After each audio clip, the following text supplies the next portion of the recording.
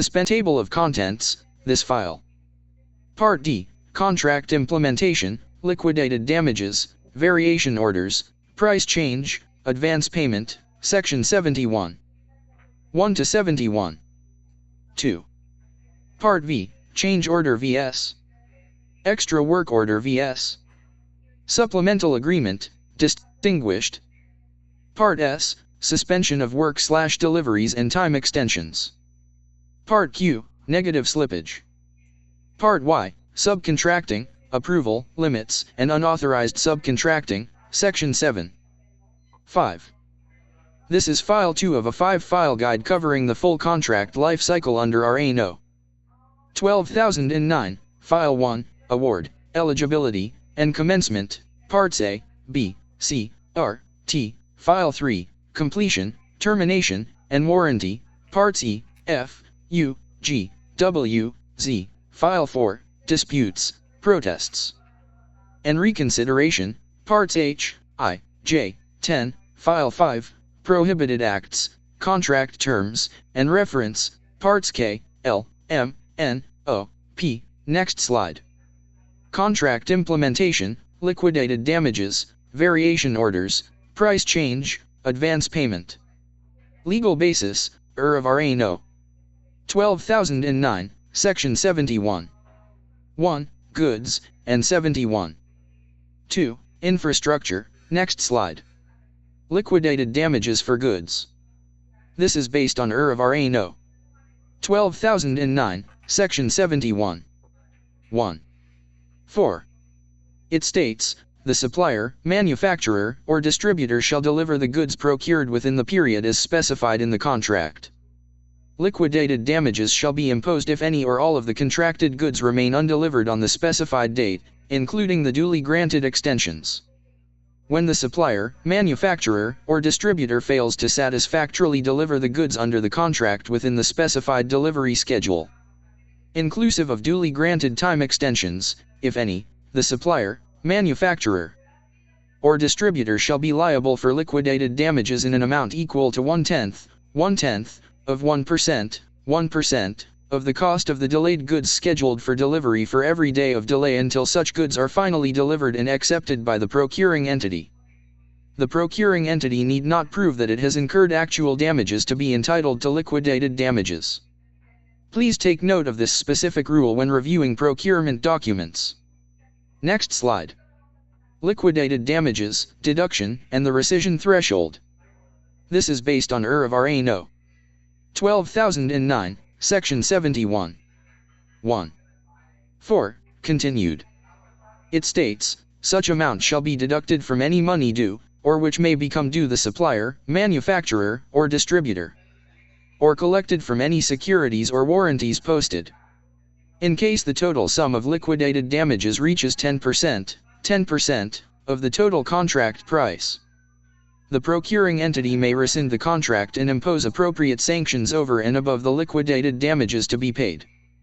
If delays are likely to be incurred beyond its control, the supplier, manufacturer, or distributor shall promptly notify the procuring entity in writing, providing details of the causes and duration of the expected delay. The procuring entity may, at its discretion, grant a time extension based on meritorious grounds, with or without the imposition of liquidated damages. This is an important requirement to check during a compliance review. Next slide. Liquidated damages, formula, and threshold, restated. Key formula, liquidated damages equals 0.001, i.e. 1/10 of 1%, times cost of the delayed goods times number of days of delay. Key threshold, once cumulative LD reaches 10% of the total contract price, the procuring entity may rescind. This is a discretionary right, not an automatic termination.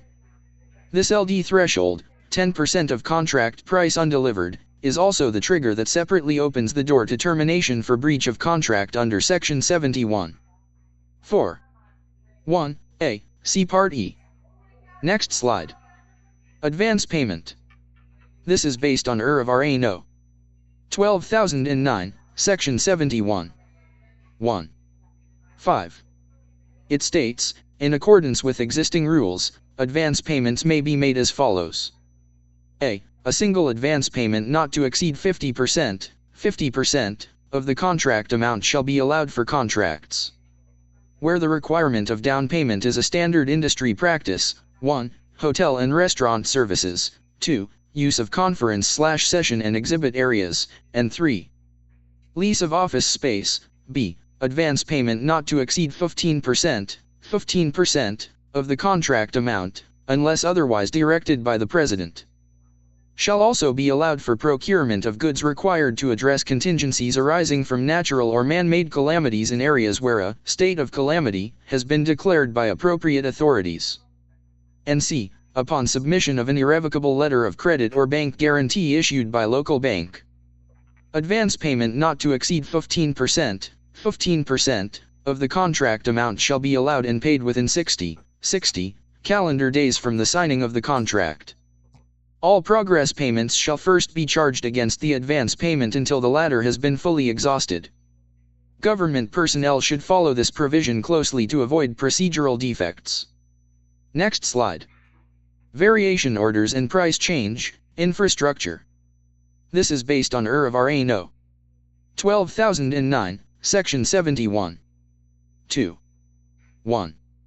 It states, variation orders may be issued by the procuring entity to cover any increase or decrease in quantities, including the introduction of new work items that are not included in the original contract or reclassification of work items that are either due to change of plans, design or alignment to suit actual field conditions resulting in disparity between the pre-construction plans used for purposes of bidding and the as-staked plans or construction drawings prepared after a joint survey by the contractor and the government after award of the contract.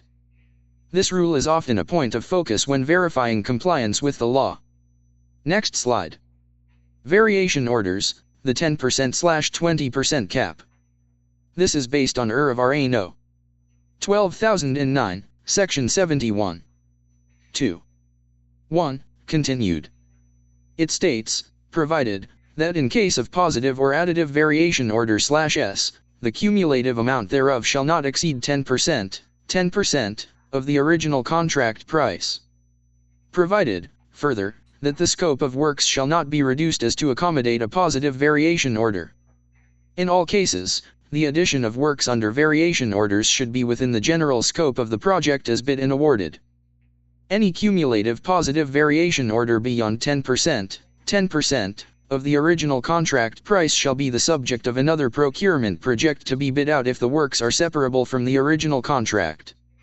In exceptional cases where it is urgently necessary to complete the original scope of work, the HOP, upon the recommendation of the end user or implementing unit, may authorize positive variation order/S resulting to a cumulative value of the positive variation orders beyond 10%, but not more than 20% of the original contract price.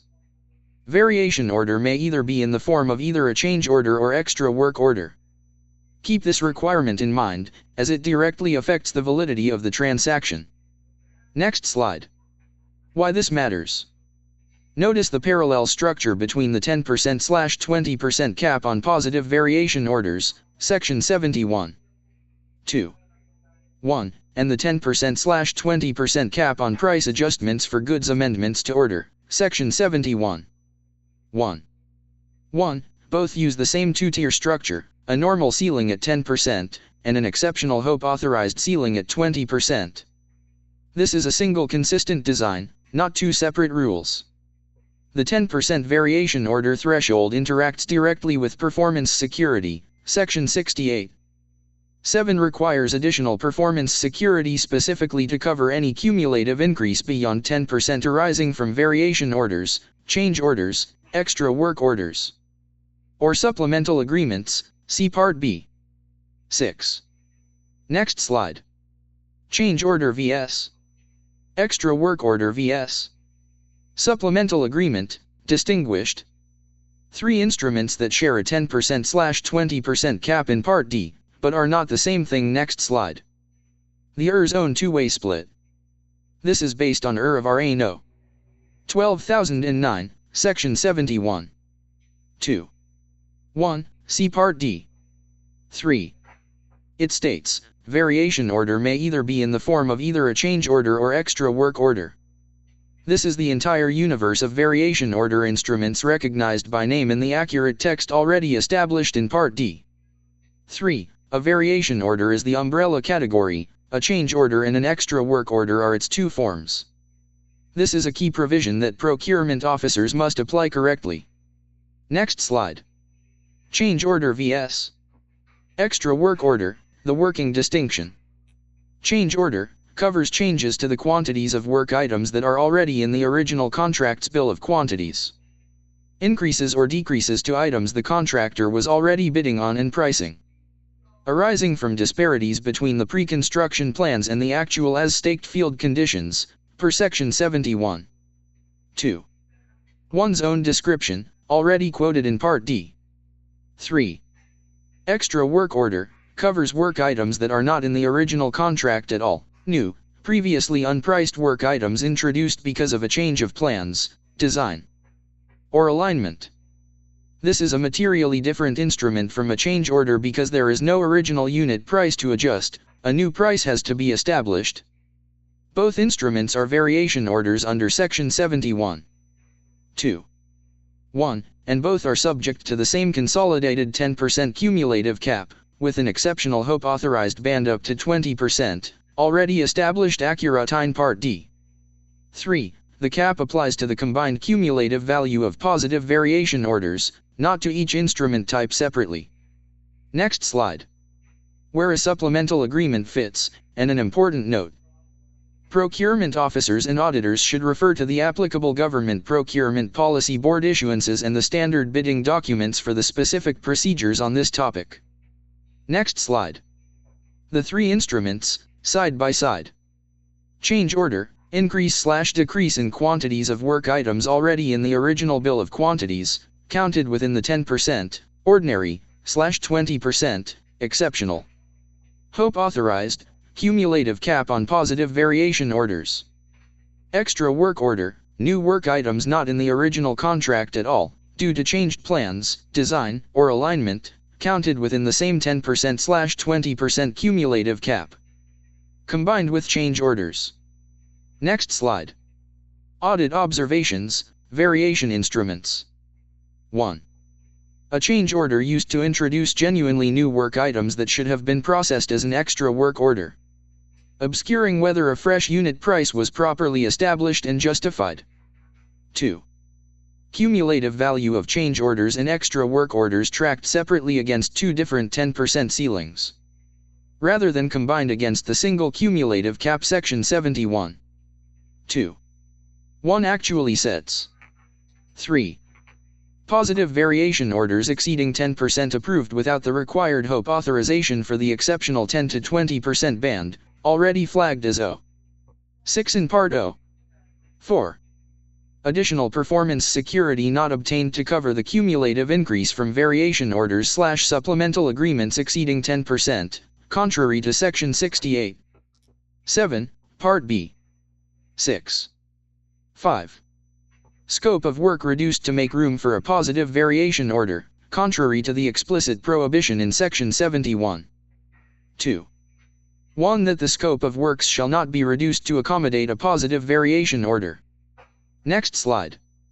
Suspension of work/deliveries and time extensions. The mechanism that directly feeds every negative slippage and liquidated damages computation in Parts D and Q. Next slide. Why this belongs beside negative slippage. Negative slippage, Part Q, is only chargeable against a contractor when the delay is due to the contractor's fault. A properly documented suspension of work, or an approved time extension, removes the corresponding period from that computation entirely.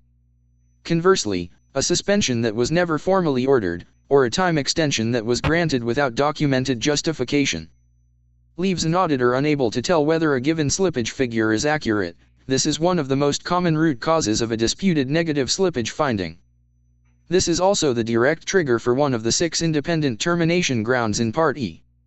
A contractor may terminate its own contract if work is completely stopped for 60+ continuous days through no fault of its own, including PE-caused prolonged suspension, Section 71. 4. 5. A. 3. See Part E. 5. Next slide. General framework. In an important note, procurement officers and auditors should refer to the applicable government procurement policy board issuances and the standard bidding documents for the specific procedures on this topic. Next slide. The important note. What can be stated with confidence: any suspension period, once properly ordered and documented, is excluded from the negative slippage computation in Part Q, and any liquidated damages assessment in Part D. One should likewise account for a duly approved time extension before damages are computed for the remaining period of delay. Next slide. Audit observations, suspension, and time extension. 1. Work effectively stopped at the site for an extended period with no written suspension order on file to explain or authorize the stoppage. 2. Time extension granted without a documented request from the contractor stating the specific cause and requested duration, or without corresponding HOPE approval. 3. Negative slippage computed for a period that should have been excluded because of an approved suspension or time extension, inflating the contractor's apparent fault. 4. Suspension order silent on whether it covers the whole contract or only specific work items, leaving the resumption date and the corresponding extension of the performance security's validity period unclear. See Part B. 6. 5. A right-of-way caused delay, a recurring, common cause of suspension in LGU infrastructure work, treated in the file as ordinary negative slippage attributable to the contractor, rather than analyzed against Section 71. 4. 5. A. 1. S. Recognition of the procuring entity's own failure to timely deliver right-of-way as a distinct, non-contractor fault cause. Next slide. Negative slippage. The mechanics behind the 15%/10% thresholds already embedded in Section 71. 4. 1. B. And what is supposed to happen long before a contract reaches that point. Next slide. The legal basis already inside this reference. This is based on of RA No. 12,009, Section 71. 4. 1. B. 1 and 2. It states, 1. Due to the contractor's fault and while the project is ongoing, it has incurred negative slippage of 15%, or more in accordance with Presidential Decree 1870, S.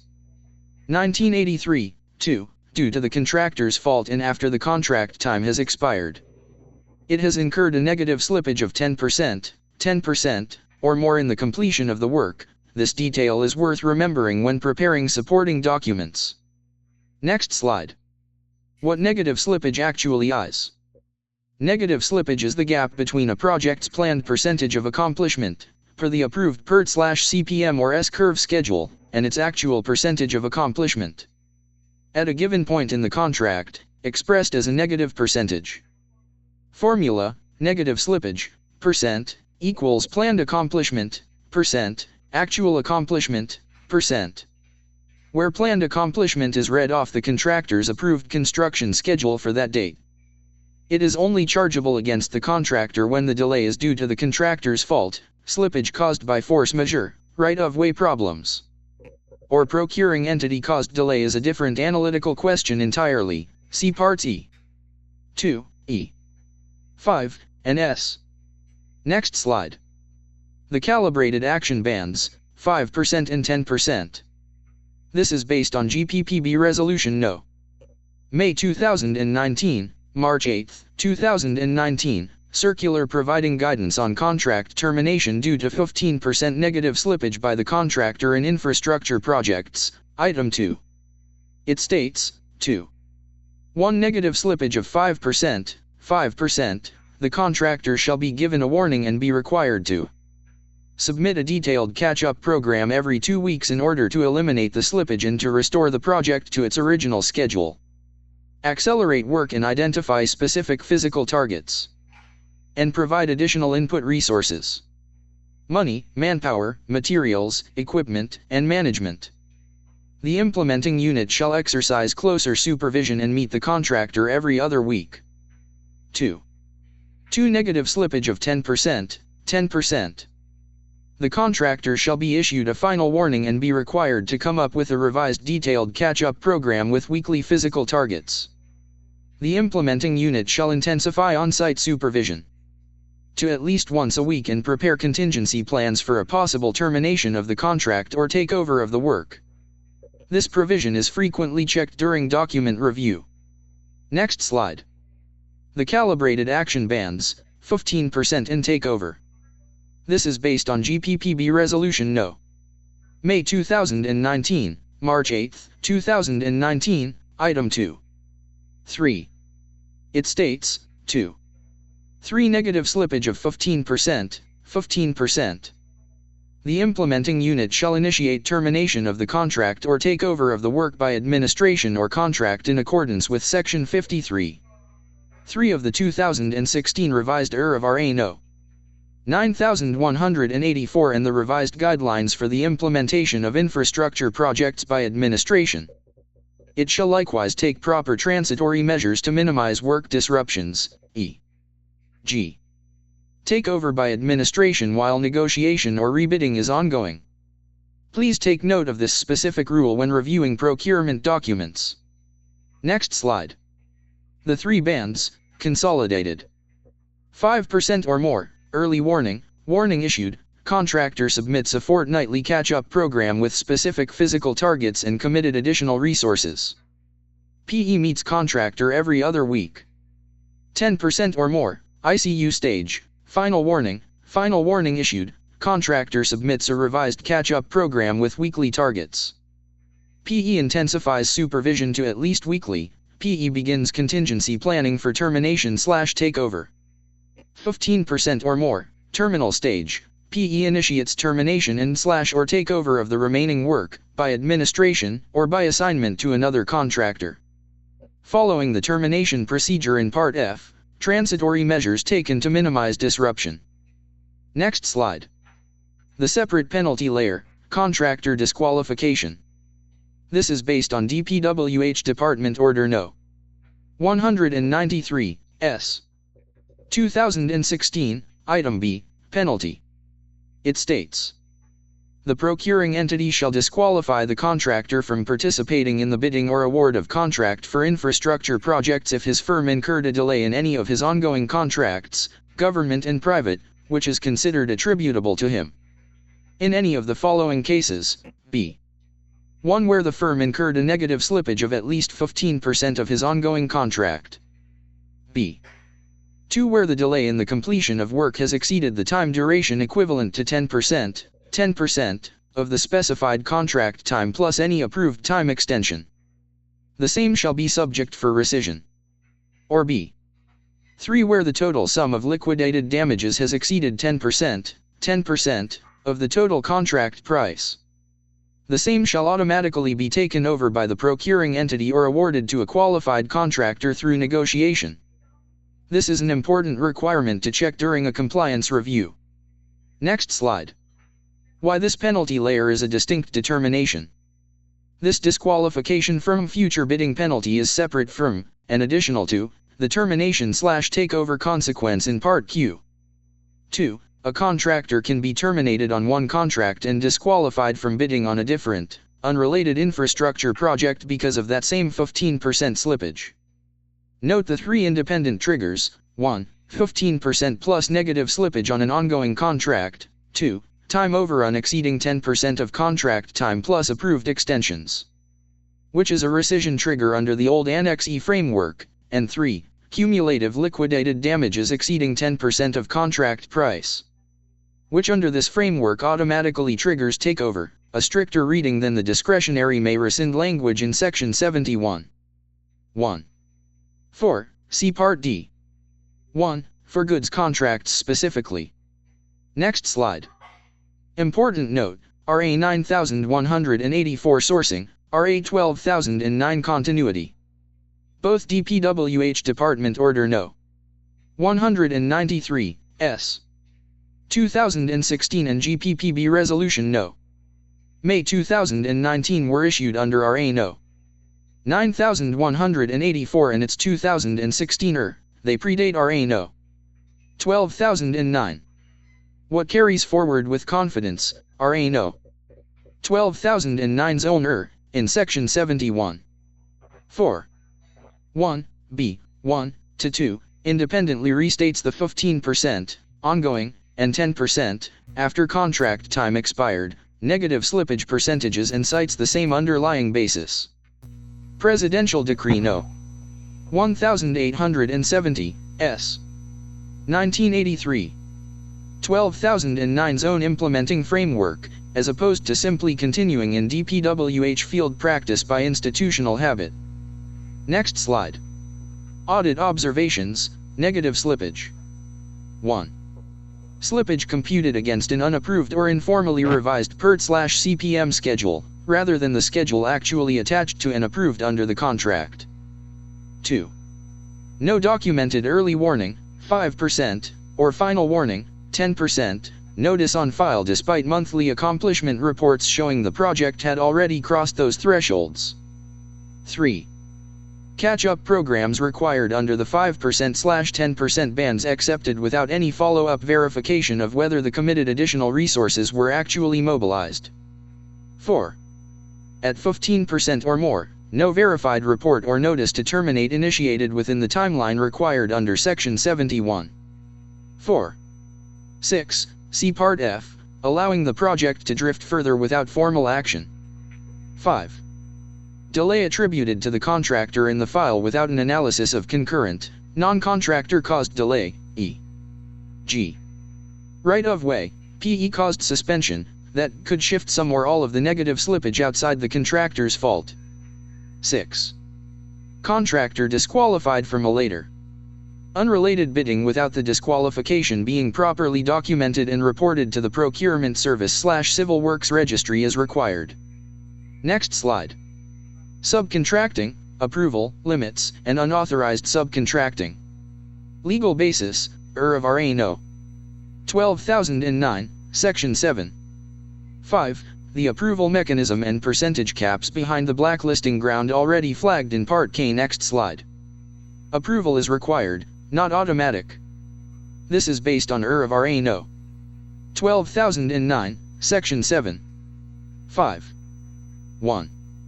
It states, the approval of the HOPE, upon recommendation by the end user or implementing unit, shall be required for subcontracting.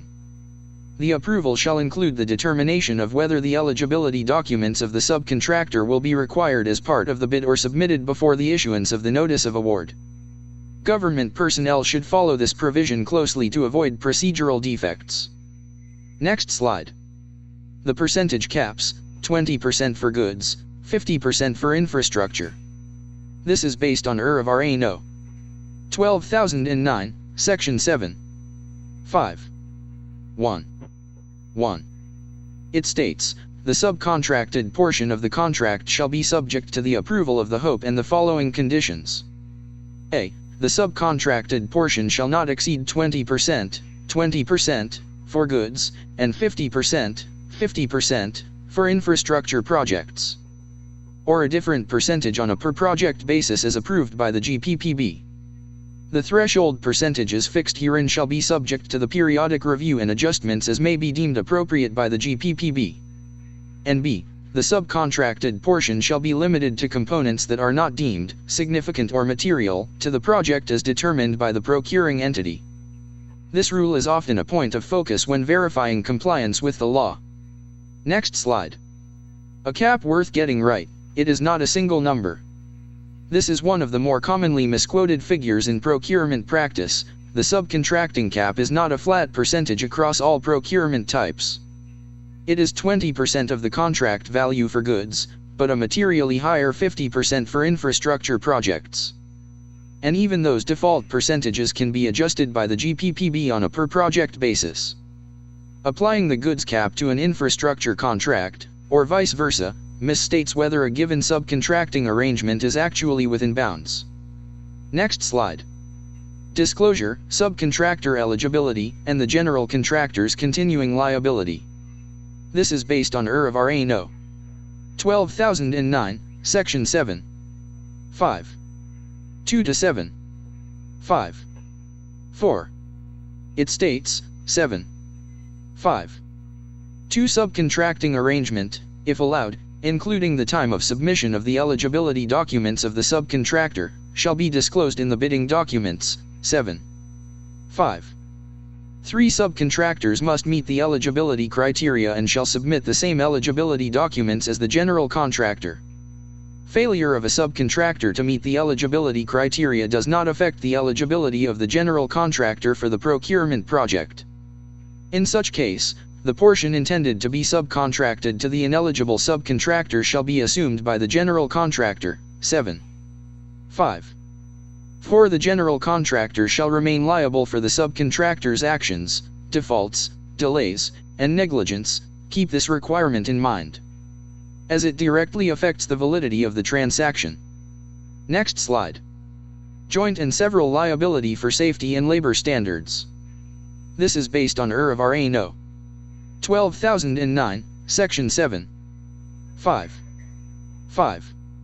It states, the general contractor and the subcontractor are obliged to comply with the provisions of the contract and shall share liability, jointly and severally, in cases of violation of safety standards or other labor standards insofar as the subcontracted portion is concerned.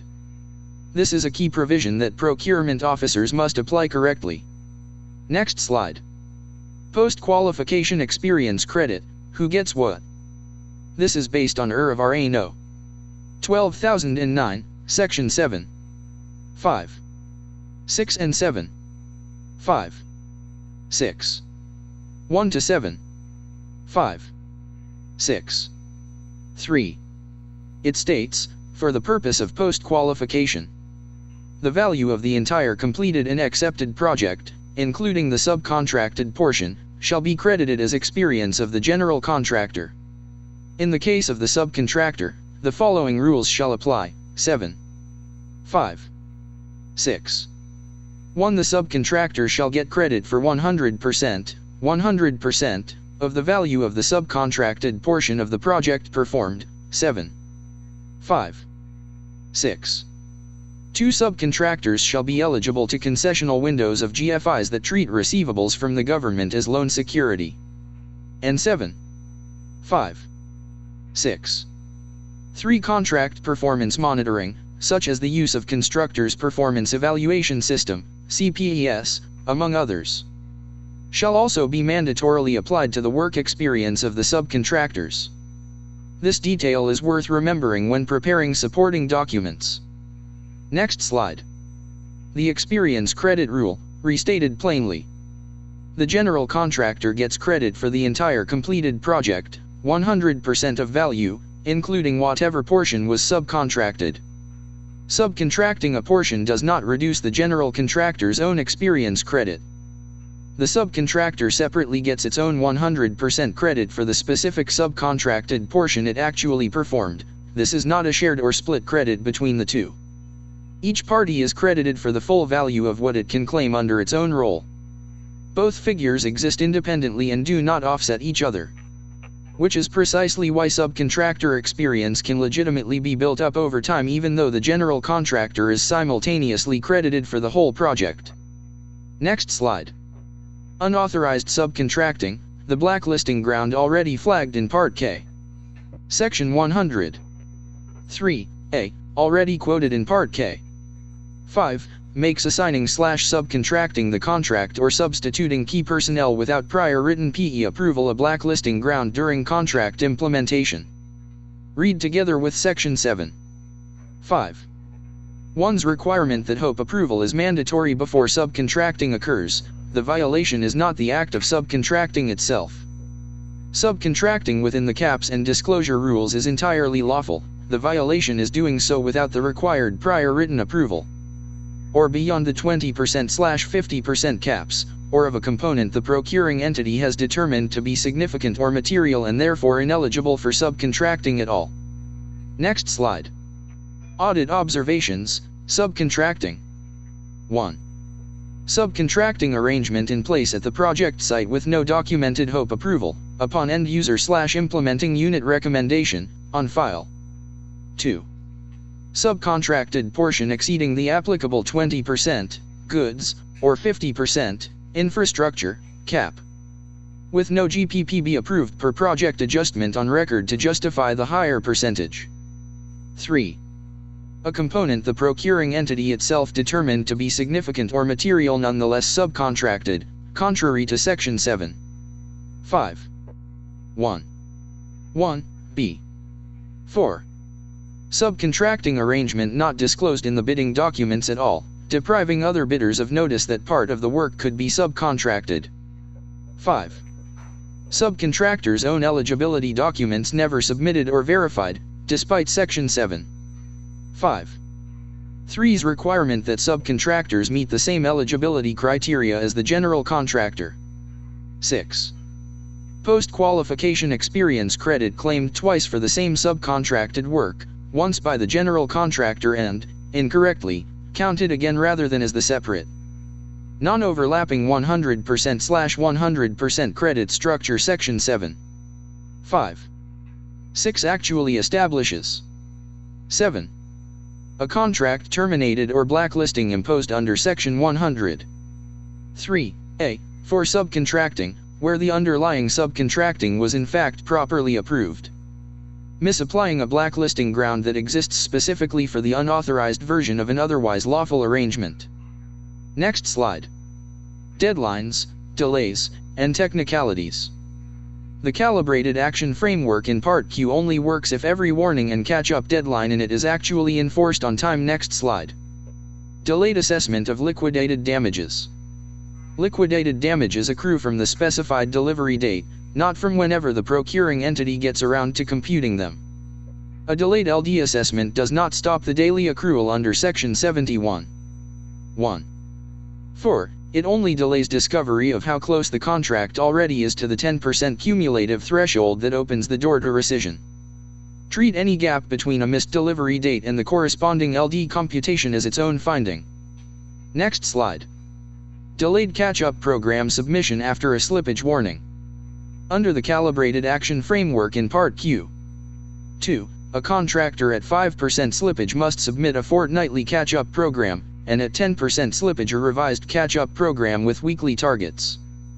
These are not paperwork formalities, they are the entire mechanism by which a slippage is supposed to be arrested before it reaches the 15% terminal stage. A late or missing catch-up submission at either band should be treated as a serious finding in its own right, independent of whatever the final slippage percentage turns out to be. Next slide. Delayed HOPE authorization for the 10 to 20% exceptional variation order band. Section 71. 2. 1 requires HOPE authorization, on the end user or implementing unit's recommendation, before a positive variation order may exceed the ordinary 10% cap and enter the exceptional 10 to 20% band. Work performed under that exceptional band before the authorization is actually granted, even if the authorization is later obtained, is a technical defect.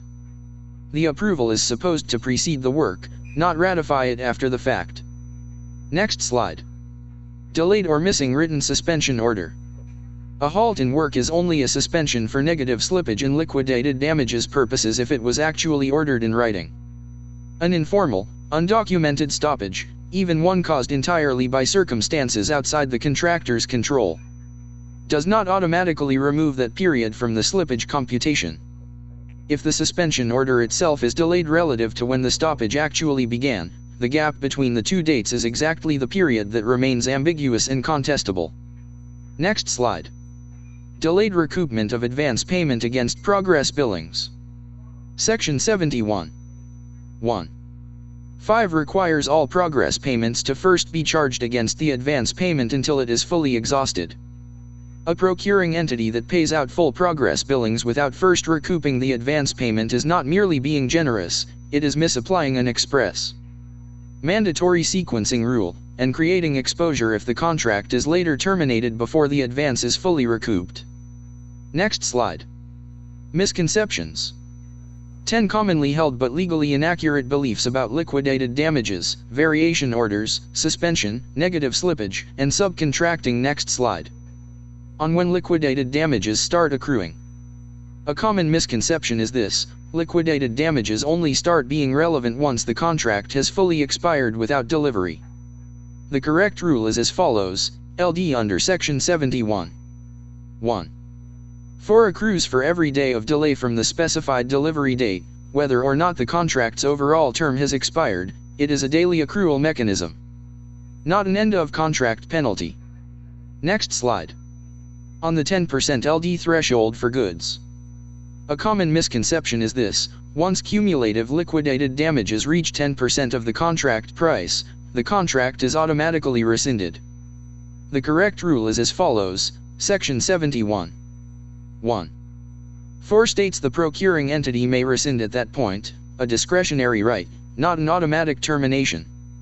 Contrast this with the mandatory shall terminate language used for infrastructure breach under Section 71. 4. 1. B. Next slide. On whether the slippage bans have real teeth. A common misconception is this: the 5%/10%/15% negative slippage bans are just internal monitoring guidance with no real consequence. The correct rule is as follows: each band carries mandatory required actions under GPPB Resolution No. May 2019, warnings, catch-up programs, intensified supervision, and ultimately termination/takeover at 15%. And separately triggers a distinct disqualification from future bidding penalty under DPWH Department Order No. 193. Next slide. On the reach of a slippage-based disqualification. A common misconception is this: a contractor disqualified for 15% negative slippage on one project is automatically barred from bidding on every government project everywhere. The correct rule is as follows. The disqualification from bidding penalty under DO 193 Item B operates at the level of infrastructure bidding eligibility for that class of contract. It is a separate mechanism from nationwide blacklisting under Sections 100 to 101, which requires its own distinct grounds and process. Next slide. On change orders and extra work orders having separate caps. A common misconception is this: change orders and extra work orders each have their own independent 10% cap. So a project could have up to 20% in combined positive variation orders without needing exceptional hope authorization. The correct rule is as follows. Section 71. 2. 1 applies a single, combined cumulative cap of 10%, ordinary, across both instrument types together, not 10% for each separately. Next slide. On advance payment. A common misconception is this: advance payment is essentially a bonus or incentive payment on top of the contract price. The correct rule is as follows. Section 71. 1. 5 requires advance payment to be recouped. All progress payments are first charged against it until fully exhausted. It is a financing mechanism, not additional compensation. Next slide. On whether subcontracting is permitted at all. A common misconception is this: subcontracting is prohibited in government contracts unless the bidding documents expressly say otherwise. The correct rule is as follows. Section 7. 5. 1 establishes subcontracting as an available strategic option, subject to HOPE approval and the 20%/50% caps. The default posture is that it is permitted within those bounds, not prohibited absent express authorization. Next slide. On a subcontractor's ineligibility. A common misconception is this: if a proposed subcontractor turns out to be ineligible, the general contractor's own eligibility for the project is affected. The correct rule is as follows. Section 7. 5. 3 is explicit: a subcontractor's failure to meet eligibility criteria does not affect the general contractor's eligibility. The intended subcontracted portion simply reverts to the general contractor to perform itself. Next slide. On what counts as a suspension of work.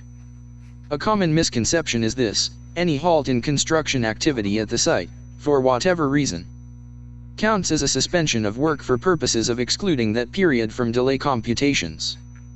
The correct rule is as follows: only a written suspension order issued by the procuring entity establishes a documented suspension.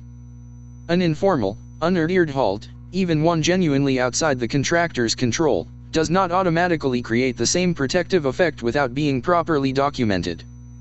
Next slide. On price escalation is an automatic adjustment.